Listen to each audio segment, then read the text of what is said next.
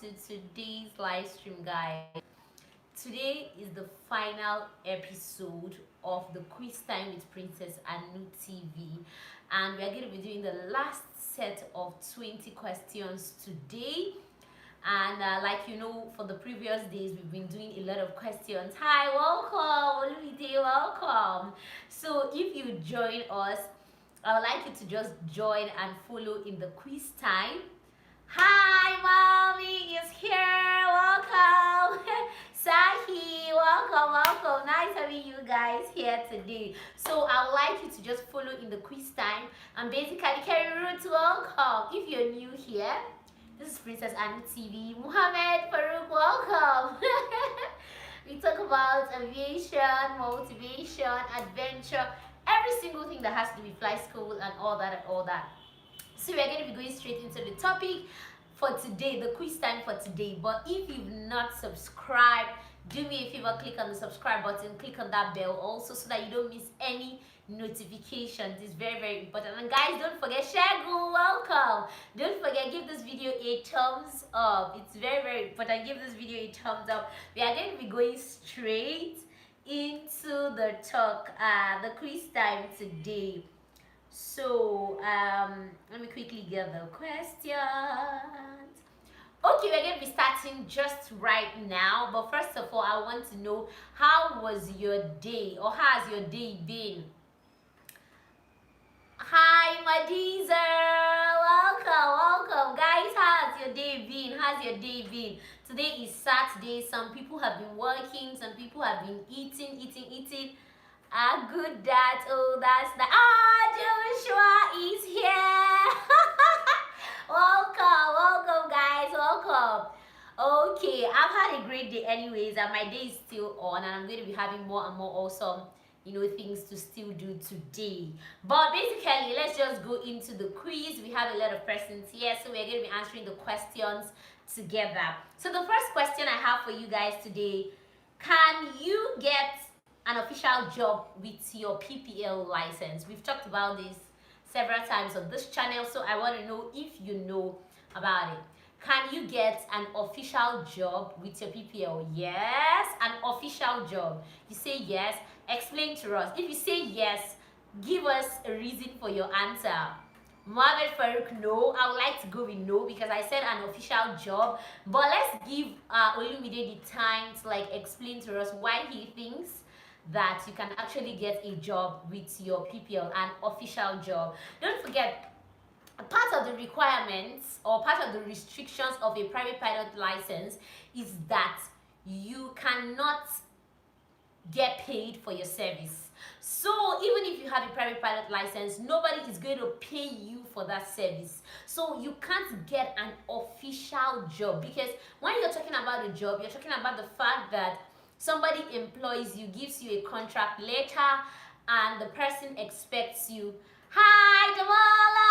Oh, nice having you here. This is so nice. Christopher, welcome guys. And so if somebody employs you and gives you a job, that means the person is paying you for your service. So it's going to be illegal for them to actually pay you for your service. So these are some things we should note. You can't get an official job. Yeah, you're not that late. You're kind of like 4 minutes late or so. So not that late, but partially late. Okay guys, that question has been answered. Let's go over to the question. So this is a general question. I expect everybody to know it.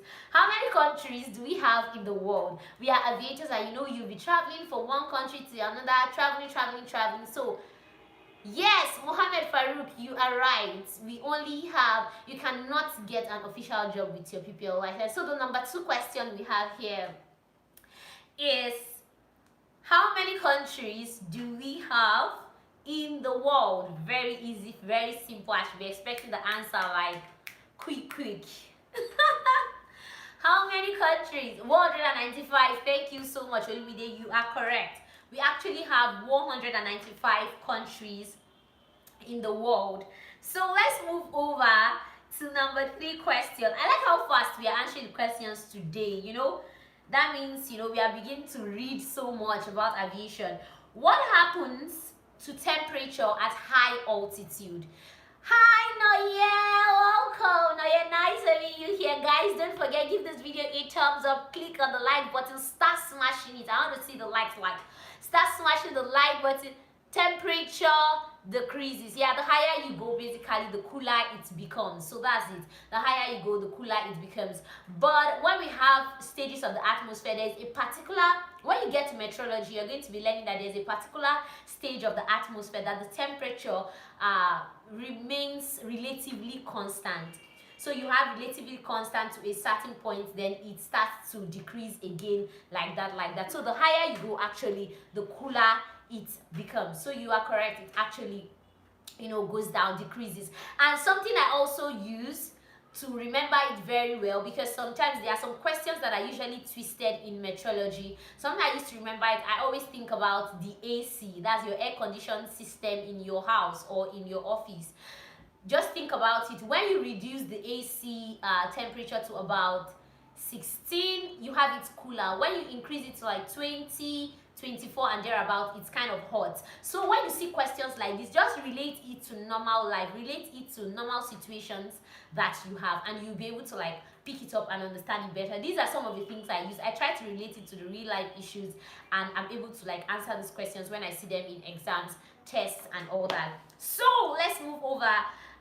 Question 4. We have question 4 here.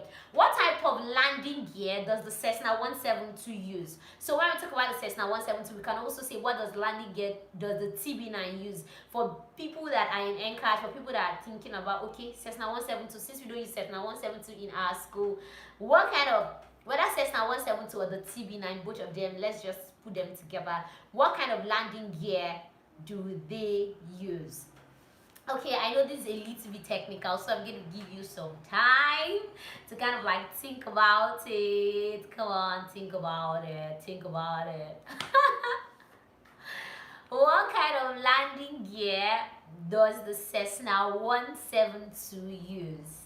The landing gear, the type of landing gear that the Cessna 172. Tricycle type, yes, but is it retractable? Is it fixed? Basically we classify them in these two. You're talking about the placement. When you talk about tricycle, you're kind of talking about the placement, but I'm not talking about fixed. Thank you so much. It's actually a fixed landing gear. Thank you, Noye, you got it. It's a fixed landing gear. Olumide, thank you so much. It's actually a fixed landing gear. But when you have aircrafts like the TB20 is actually a retractable landing gear, like that's the aircraft I used for my check ride. Is a retractable landing gear, and you dare not forget the landing gears. Oh my god.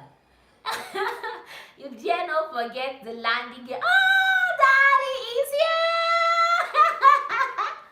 Daddy, welcome aboard. Nice having you here today.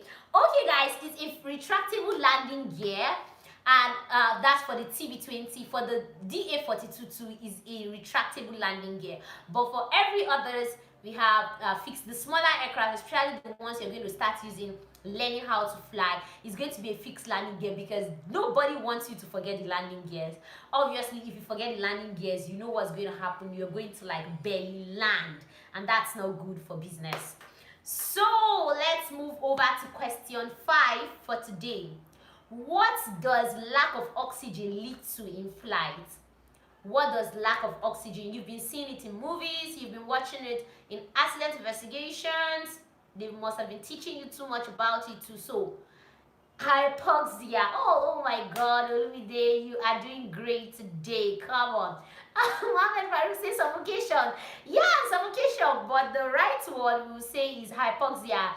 Christopher, you're correct. It's actually hypoxia. And hypoxia is comes about due to lack of oxygen, not enough oxygen for the the body to like intake, and some other things happen. We are going to be talking about that in another question, so I don't want to tell you like the remaining things that happen after like an hypoxia. So let's move over to the next question, number 6 question for today. Minimum age to get a cabin crew license. What is the minimum age? I don't know, maybe you're slow in typing, sorry about that.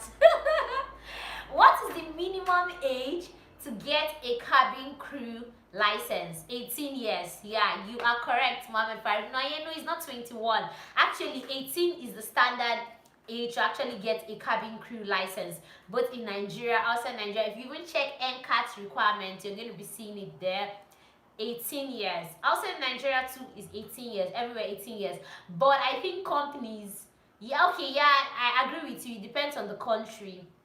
And also, companies will actually determine the kind of persons that work with them based on age, based on height, and based on what. But actually, cabin crews are supposed to be like a little bit like tall, if possible. So most cabin crews should even be taller than pilots, because they do a lot of, during emergencies, putting out the baggage, making sure everywhere is secure, about the safety of the flight.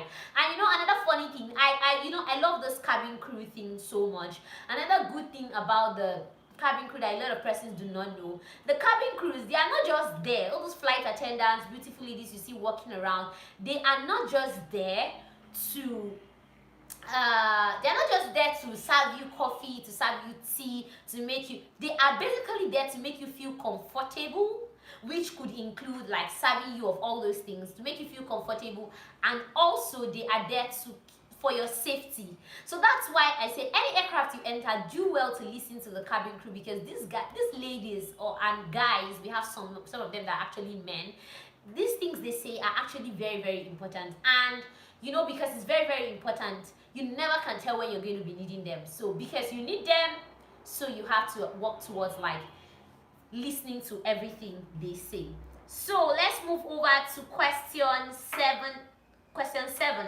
Yeah, not 17. Question 7. Do you need a university degree to become a cabin crew? It's either a yes or a no, so you should be fast to answer that. Do you need a university degree to become a cabin crew? No, thank you so much. Actually, you don't need. Olumide, thank you. Mohammed Farouk, you answered that correct. You don't need. Yeah, Christopher, you don't need you don't need a university degree to become a cabin crew, though depending on the career path you want to follow. Why I say depending on the career path you want to follow is that if you want to work with most big airlines like maybe Emirates, Qatar, Lufthansa, Eva Air, EasyJet, all those big airlines, actually it gets to a stage where they begin to ask for degree, especially if they have a lot of persons that are applying. In fact, even some airlines now in Nigeria, if they have a lot of persons applying, they will begin to increase the requirements. So if you happen to have a degree, good luck to you. If you don't, you can get a cabin crew license and later look for a way to like get a degree to like patch it up, so that no matter what happens, you're going to stand a chance of getting a job. So let's move over. Question 8. Name 4 requirements to become an airline captain. Just 4 requirements. And I know this actually differs. It is better to be above everyone, I guess. Exactly. You see, that's the thing, Kerry Roots, because if you have all the requirements, you stand, in case they are kind of like removing persons and all that, you stand a chance. But if you have some, you don't have some, you never can tell what is going to happen. So that's something that we should actually put in place. Get everything, and if they say this one is not required or that one is not required, good luck. You know that, okay, at least you're within the range. So the number 8 question I was asking is, name 4 requirements to become an airline captain. Only 4. You must have at least 5,000 hours of flying. Yes, some places 5,000 hours of flying, some places 3,000 hours of flying here. Minimum 150 flight hours, not 150 flight hours. To become an airline captain. Okay, this one is a bit dicey because obviously I'm not a captain, you're not a captain yet, and different airlines have their requirements for how they put people as captains. But the general requirements, obviously, you must have your commercial pilot license, and you must have your airline transport pilot license. You must also, airline transport pilot license is also very, very important. And sometimes the amount of time, the years you would have worked with an airline actually matters. Some airlines will say, okay, you might work with them for like 6 or 7 years, it depends. Then you must also, the ATPL is also very, very important. Then also you must be a person that takes up responsibilities, because that you are a qualified pilot does not mean that you can be a qualified captain. Not everybody is actually given the role of being a captain. That's why you see in some airlines, some persons have stayed there 11 years, 10 years, 15 years, and they are not captains. So if you want to work towards becoming a captain in your career, I think there are some things you should actually focus on. Your attitude, the way you take up problems, the way you do your stuff, the way you relate with people. Also, you must have your 1,500 hours to be able to get your ATP license. And when you have that, most airlines require from 3,000 to about 5,000 hours, flight hours anyways, to be able to get your license. So I just helped like dissect that because it's kind of dicey. I was not expecting you guys to like give me a like direct answer for that. Okay, now let's go. Number 9 question. Someone told me yesterday that he has been watching air crash investigations, and this particular air crash investigation I'm about to ask about is very, very popular. Very, very popular, because the roof obviously went out. And that's my number 9 question today. What year was the Aloha Flight 234 incident? Because it was not a crash, it was actually an incident. It almost resulted in a crash. So what year did it actually happen? Let me explain. Teddy Kalala. That name is quite cute. Welcome to today's live stream. First time seeing you on the live stream. If you've not subscribed, do me a favor, subscribe, and also give this video a thumbs up and join in the quiz. We are already in question 9 for today.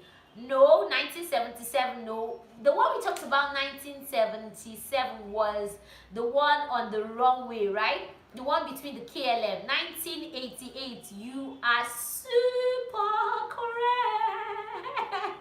Mohammed Farouk, you are so correct. You are very, very correct.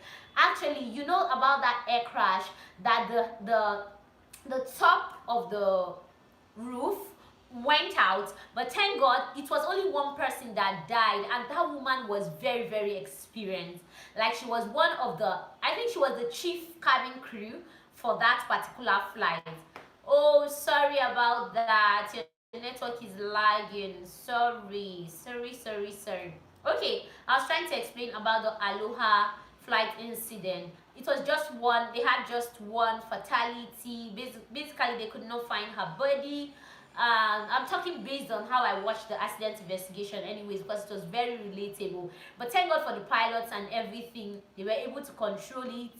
They were able to bring the aircraft back on ground. It wasn't like, when I watched that incident, oh my god, you see, in fact, after watching that incident, let me tell you something, guys. After watching that incident, I've always taken wearing of seat belts as a priority, because one of the major things that happened to people in that flight, wearing of seat belts, if they were seated and strapped, actually will not have had any fatality basically. And I think it was a short flight, and so because it was a short flight, they had to be serving meals even during cruise. So it was, oh my god, it was just bad. But these are some things you should actually take home whenever you board a flight. And even if you don't see the seatbelt sign out, I'm still going to advise that you put on your seatbelt for safety reasons. Everything we do is for safety reasons. If peradventure there is something wrong with the aircraft, somebody that is trapped in the seat has a better chance, if possible, for survival, because you cannot be drawn out or drawn in or something. But somebody that is not strapped in the seat, if peradventure the aircraft goes up and falls down or something, like you're going to be out of your seat basically. So after I watched that accident investigation, I've taken wearing of seat belts like super important on my priority list, like upward. So let's move over, guys. Question 10. Requirements for getting your ATPL, that's the airline transport pilot license. What is the main requirement before you can actually get your airline transport pilot license? I'm talking about unfrozen. Unfrozen. That's question 10. The main requirements before you can get your airline transport. Correct, Mohammed Farouk, you are right. You need to have at least 1,500 hours to be able to get your airline transport pilot license. So I hope these things we are saying are like becoming part of you, because as you go along the journey, you need to be knowing all these things. And you must be 18 years, yes. 200 hours of cross country, yes. All these ones are preliminary. Actually, you need a cumulative hours of at least 1,500 cumulative hours for you to be able to get your airline transport pilot license. That's the main requirement. Okay, let's go over number 11. Number 11. Name, okay, you know, people, a lot of persons ask me this particular question about getting a job and all that. So let's discuss about it now. Name 2 easy ways to get a pilot job. I say just 2. I need just 2 easy ways. 2 easy ways to actually get a pilot job. Aminu Sani, welcome. You are super late. Name 2 easy ways to get a pilot job. Let me know what you think about that. Let me know your answers to this particular question. Cadet program, yes. By visiting air shows, yes. Wow, I'm really getting a lot of tips from you guys. Cadet program, yes. But let's simplify it a little. Let's simplify it a little. 2 other easy ways that you can get a pilot job. You have to apply. You can't sit in your house. I'm talking about easy ways now. You have to apply. You don't sit in your house and assume that the job is going to come to you. That's number 1. You need to apply. Apply to countries outside. Apply to your country. Apply to any firm. Basically, you know, just keep applying. That's one easy way I know, because you can stay in front of your computer, put in your CV together, and just be applying to all airlines and whatsoever that you know. Another easy way I know, it's about connecting. Just like I know some of you guys here on this channel, if peradventure maybe you need something and all that, you can just, and you see me, you can just like ask me a question and say, oh, how can I get here and here and here, and before you know, you get that thing that you need. Just like I'm giving you some information now. That's how it is with life. If you connect with people, if you connect when you go out, if you connect with aviators on Instagram, on LinkedIn, every single means, I'm talking about every single means, basically, you and have friends working in good spots in the airline. Thank you very much. I'm sure you're talking, Christopher, I'm sure you're talking based on experience. I would like you to share more of those experiences with us, because obviously you're already working as a dispatcher and it's good that we know part of your experiences. But connecting, just like he said, with friends, having friends that you know that work there, and you know, you too, you must claim, just like how there's a way the Bible puts it, that he that wants to be a friend must also make his friend make himself friendly, or show himself friendly, something like that. I think that's the way the Bible puts it. But basically, you cannot say, okay, you want people to be nice to you, you want to be able to relate to people, and you don't know how to relate to people. So connecting, because sometimes when we talk about the fact that you need connection, connecting starts from somewhere. It starts from hi, good day, commenting on people's posts, asking them how they are doing, connecting with them on YouTube, on Instagram, on LinkedIn, on Facebook, anywhere. Just keep connecting, guys. That's one of the fastest ways, I think, apart from applying. Anyways, you can actually get a pilot job now, excluding cadet programs, because cadet program is like a one-way ticket to actually. Hi Green, welcome to today's live stream. Don't forget, give this video a thumbs up, and guys, if you're new here and you're just joining, subscribe. Okay, and don't forget, guys, I've set up everything needed to send those books, and I just thought I should talk about about it again. The moment we get to 2,000 subscribers, I'm going to be giving you guys soft copy of books. All you need to do is click on the link and download them. Soft copies of books that you are going to be needing, both in flight school. Yeah, they are flight school books basically. So whether you're in flight school already or you're not in flight school, you can start reading these books and it will really help you. And so the moment we get to 2,000 subscribers, I'm going to be sharing the link on the community chat. So on the community chat, if you've not put on your notification, it's good that you put it on so that whenever there's a post on the community chat, you will be able to see it. And not only that, no problem, you guys are all welcome. That's what I do. Obviously, you know, we all have to move forward basically. That's why we do all these things. And so if I post them on the community chat, it will be the first sets of people that actually click on the link and, you know, go there, that will actually get them. Because I think the platform I have is kind of like a little bit limited, and so we can get like basically I think up to like 2,000 persons, so we can send that to 2,000 persons at once. So it all depends. The moment is good, keep your notification bell on so that if there's a notification, whole good package. But like you know, the moment we get to 2,000 subscribers, is going to be happening. So let's go over. We are in question 12. What is the meaning of ADF? Alpha Delta Foxtrot. What is the full meaning of ADF? Like you know, ADF is actually an onboard equipment. So I'm trying to like put you through what an ADF is. It's an onboard equipment on an aircraft. Which community group is that here? Okay, I'm saying it's actually here on the channel. You know, the community chat where you comment sometimes. Don't worry, you're going to subscribe here and your notification bell is on. You are definitely going to see it. Just like the way I talked about the books. Thank you so much. That's an automatic direction finder. Olumide, you are correct. The automatic direction finder is an onboard equipment. That onboard equipment, okay, let me use Zaria for example. In flight school, it's important that you always have that equipment working so that you don't get missing. Because a lot of flight students have gotten missing. Yes, automatic direction finder. A lot of flight students have gotten missing. What you have to do is that when you're doing your instrument checks, you check that and make sure that the automatic direction finder is always on. And since it's always on, it's going to be pointing straight to the NDB.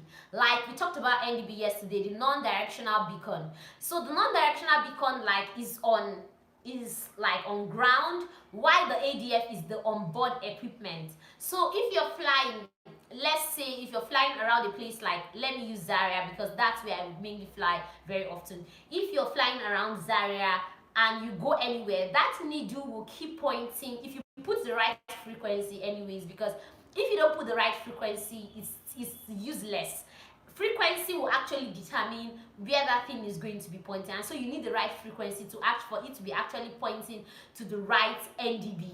So it's not going to be pointing to another NDB if you put the right frequency. So if parameter I put Zaria's NDB frequency, that needle is going to be pointing to the direction of where the Zaria NDB is. So no matter how I fly away from, but actually it has a range. So it has a range, it just depends. So the moment you know you put that frequency, it's always going to be pointing. If you turn in a different direction, it's still going to point there. If you turn anywhere, it's still going to point there. It helps to actually bring you back to the station because it's very, very important. Okay guys, let's move over to the next question for today. That's number AGL. What does it mean? You know, on maps and charts you always see AGL, and you also see some other figures and some other things. So when you see AGL, what does it actually mean? When I say AGL, I'm talking about Alpha Golf Lima. Alpha Golf Lima. What's the full meaning of Alpha Golf Lima that we see on charts and maps? Thank you very much, Noye. That's correct. Above, close to it. That's to tell you that that figure on that place is actually up. Okay. Now, question 14 is MS MSL. What is MSL? That's Mike Sierra Lima. Mike Sierra Lima. Correct, correct, correct, correct, correct, correct. Noye, you're correct. Kerry Roots, you're correct. I mean, Sunny, we need those aviation books. Yes, obviously, you need them, but I can't send them half, half, half, half. We have to send them in bulk all at once. So that's why we are leaving them till we get up to 2,000 so that we can send them all at once. We don't keep sending half, half, half. We don't know who we've sent to and we don't know who we've not sent to. So let's leave that for now. Let's move over to the next question we have for today. Okay, 15. Describe a circuit pattern. Am I expecting you to get this 100%? But you've watched a lot of videos concerning the way aircrafts take off from the runway and what happens. You're welcome, Aminu. You're welcome. So actually, okay. Describe a complete circuit pattern. Sorry, my network is going like off and on, kind of.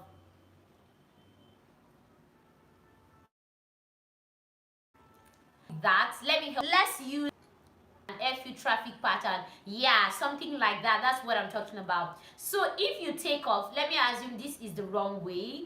So if you take off on this runway, the upwind, then the moment you go, let's use like a left-hand circuit. So let me assume I'm coming this way, or let me say I'm coming your way. Let me come your way. So if you take off, this is actually the upwind side of this. Then you go this way, which is the crosswind. So you take off upwind, you go this way, crosswind, you come here, this is downwind, that is 180 degrees. Then you come here again. Thank you so much, Noye, you just did everything. Okay, take off. No, okay, it's actually crosswind. Well, let's start from takeoff anyways. Makes sense. It makes more sense. So you say takeoff and you get an upwind, then you have a crosswind, then you have a downwind position, then you have the base leg. After the base leg, you have the final position, which you're descending actually, then you come to land. So it's basically like that, and that's what you do when you're going for your solo, because they're not going to tell you to like fly to a long distance and all that. When you're going for your solo, you just do like 2 circuits or 3 circuits or 4 circuits depending on your instructor, and you're going to do a normal circuit pattern. So you just take off, you do upwind, crosswind, downwind, base leg, finals, and you know, you land. So that's how a basic circuit pattern looks like. For VFR to be precise, oh, VFR, IFR, but in IFR rules we use different words. Okay, what does number 16, fly boy, welcome, it's been a while. What does C of A mean for aircraft? What does the C of A mean for an aircraft? Hi, hello, Madiza. Hi, Madiza. Actually, the first certificate to show it's airworthy. Yeah, so C of A, you're going to say certificate of airworthiness. It's a very important document, and if you check online now, especially during the issue of the fact that flights are going to be starting soon, you can see that NCAA has started working on making sure that all the aircrafts are actually airworthy, that everything is in place to make sure that these aircrafts can actually fly and fly well, as in making sure everything is safe. So it's a certificate of airworthiness. So I was trying to explain something to Madiza about the solo flight. Actually, a solo flight doesn't take maybe more than 45 minutes. So let's say 30 minutes to 45 minutes. Basic. That it can't take more than 45 minutes. Let's add your whole taxiing and all that, because you're just going to do 2 landings or 3 landings. So you take off, but I think mine was about 30 minutes. Not long at all. You just take off, but it's going to be exciting. So wait for it. It's going to be super exciting.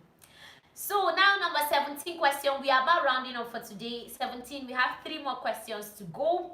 Number 17 question. What are the effects? Name 2 effects of hypoxia. We talked about hypoxia, you know, decrease in oxygen that makes you, you know, kind of like choke and all that.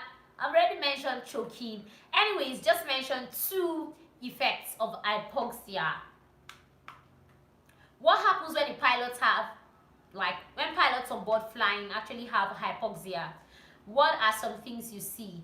Yes, correct. Lack of situational awareness, which we can also call disorientation. You can get disoriented, you don't know where you are, you don't know what you're doing and all that.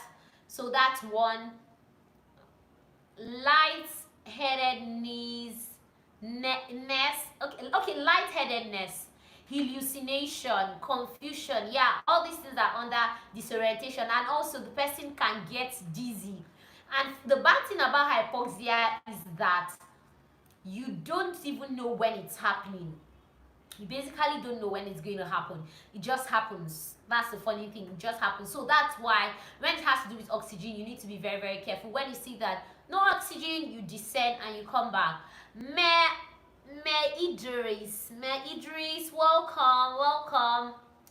Christopher, breathing reduces. Yes, actually. All these things are what happens during hypoxia, and that is why they also say it's good for pilots to avoid smoking. Because if you're a smoker, if you're a hard smoker, or even a light smoker, you reduce your tendency to be able to breathe at high altitudes. So compared to someone that is not a smoker, if you put a smoker and a non-smoker at, let me say, 10,000 feet, a non-smoker will breathe better, more like the respiratory and everything is okay and all that, but a non-smoker will even find it difficult to breathe very well at 10,000 feet. Pilots smoke kind of a lot actually, but I don't really know why. I really don't know why. Maybe they use it to catch fun or something, but actually it has a way of deteriorating the health. It has a way of reducing even your lifespan. So I think it's something we should not emulate from a lot of persons. Actually, he's right. Pilots smoke a lot. I really don't know why. So anyways, let's go over to question 18 for today. What is PIREP? PIREP. Papa India Romeo Echo. Yeah, Papa India Romeo Echo Papa. PIREP. What is a PIREP? Oh God, what's my eyes? Okay. What is a PIREP? A PIREP. I know you've heard, oh, PIREP, blah, blah, blah, blah, blah. PIREP at so and so time. Exactly. No, yeah, you're correct. Christopher, you guys, in fact, you guys are more than the best aviators. You guys are actually the PIREP actually is given to, like, a pilot report. A pilot gives this report to air traffic controllers so that they can advise other pilots or other aircrafts around that region coming across that place that it's not safe to go to this place at this certain time. Be careful, don't do this, don't do that, and all that. So a PIREP is always very, very important. Be your brother's keeper. So if you're flying and you see something dangerous, don't wait till another aircraft goes there. Just inform, give your PIREP. Giving PIREP is very, very important, especially as student pilots. I remember several times, you know, don't allow your fellow pilot to enter into a problem that you know would have been avoidable. If something is not good, especially aircraft, seriously, as student pilots, we should try as much as possible to be our brother's keeper. Even in flight school, sometimes an aircraft might be misbehaving. Brief people about it. Tell them, come on, this aircraft, I flew it, oh, this is what's going on with the aircraft, so that somebody doesn't just assume and something bad happens and you're like, hi, and I was feeling it in my own time. That's not good. Come on, let's all be our brothers and our sisters and our family keepers. Okay, number 19. What happens when an aircraft stalls? You always hear the aircraft stalled, this stalled, that stalled, and all that. So what actually happens when an aircraft stalls? Guys, seriously, I'm really happy. These questions that we're asking today, most of them are kind of technical and you guys are really getting them. That's to show that you are really into this thing, and it's good because you keep your mind alive, you keep your body alive, you keep your brain alive. It's Okay, it has lots of lifts. Correct. You're correct, because it has exceeded its critical angle of attack, and so it begins to lose lift. If the pilot doesn't correct the stall, let me say a secondary stall or something, if he doesn't correct, he might enter, depending on also the way he corrects the stall, he might even enter a secondary stall. And also, if he can correct it, or she can correct it on time, he can be able to, or she can be able to recover. Yeah, when the critical angle of attack has been exceeded, you just lose lift and it will fall out of the sky. Basically, the aircraft just like falls. Just lost my pen. The aircraft just falls out of the sky. So the last question, and this is the last question for the last episode of Quiz Time with Princess Anu TV for now. Maybe we're going to have another one when we go back to flight school. No, yeah. Oh. Yeah, it seems like you want more. But for now, we just like did 1 week. We are going to do more probably later when flight school resumes and all that. But for now, this is the last episode, and this is the last question. I want to see the first person to actually get this question. So first person that will get this question will actually give us a motivation for today. So we're going to be leaving that blank check for whoever gets this question will give us a motivation for today. Now, what does UTC mean in aviation? Like, UTC is what we use in aviation, or all over the world, basically. It helps us know exactly something. I don't want to go too in-depth in it because I'm waiting for who is going to get what UTC actually means. UTC. Universal time, the C is missing. UTC. Whoever gets it, the complete version of it is going to give us a motivation for today. And seriously, I can't wait. Coordinated. Let me believe that your keypad is having issues. UTC. Yeah. Okay. Somebody has. Okay, Carrie Ruth actually got it, but let me believe her keypad actually gave it 2 issues. So. Okay, Carrie got it. She said universal time coordinated. Oh, sorry guys about those fluctuations and breaks. So, Carrie Ruth, you are going to be giving us the motivation for today. We are all ears. We want to hear you. We want to hear the advice you have for us for today. We want to hear the motivation you have for us for today. And I'll just be here waiting. So Carrie Ruth, drop your motivation for us today so that we can end the live stream today. Like, guys, you guys have been the best. Like, you guys have been the best all through this season. You've been super answering all the questions. Like, we did 100 questions. Wow, that is super awesome. So Carrie Ruth, we are waiting. If I will form a song for you. Carrie Ruth, we are waiting for you.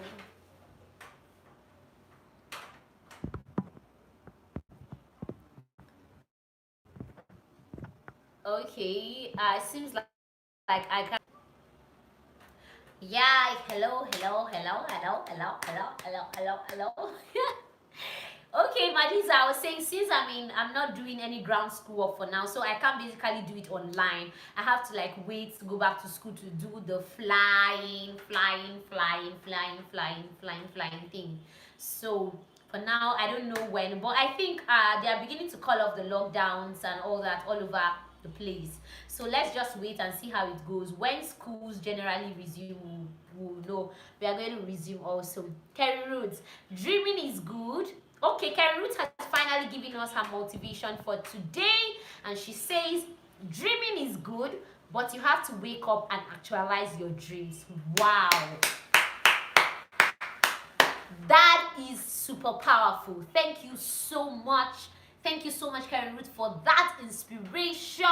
Like Kai, in fact, you've broken the bottle, you've broken the table. So dreaming is actually good, but waking up to actualize that dream is actually what's going to make you enjoy the dream, basically.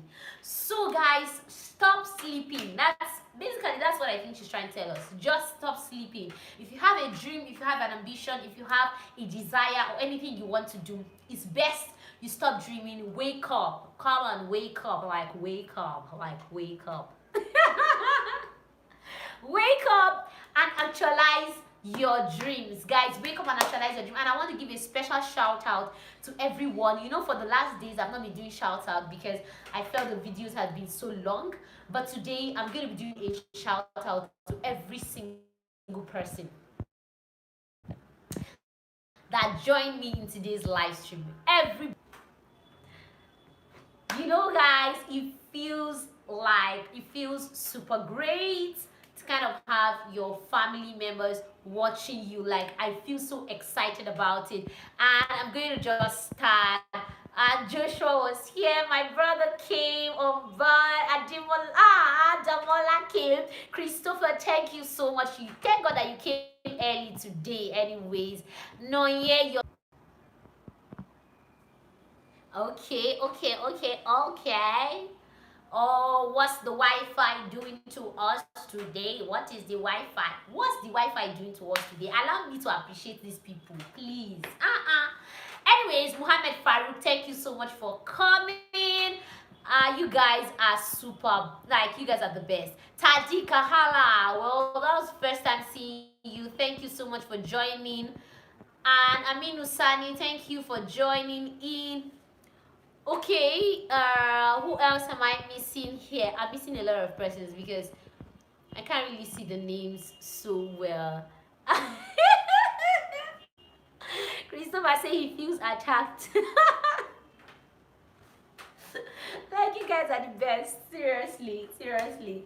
So guys, we are going to be seeing tomorrow. Tomorrow is going to be a chit chat. So all of us are going to be discussing. It's not going to be a special topic. Tomorrow is going to be a chit chat.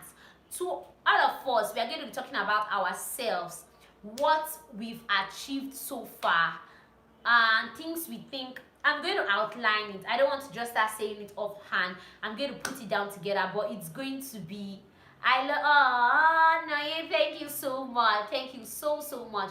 I'm going to be outlining the talk we're going to have tomorrow. So it's going to be a chit chat, just two of us relating, discussing about, you know, everything we can basically discuss about, especially during this period. And you know, for next week, I'm going to be telling you what we have for next week. But for now, yeah.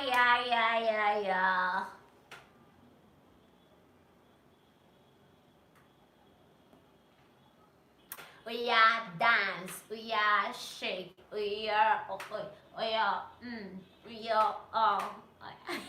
anyways guys, I'm going to be seeing you guys in tomorrow's video. It's going to be a chit chat, like, you know, Sunday chit chat, and we're going to be having a chit chat, a family chat. So guys,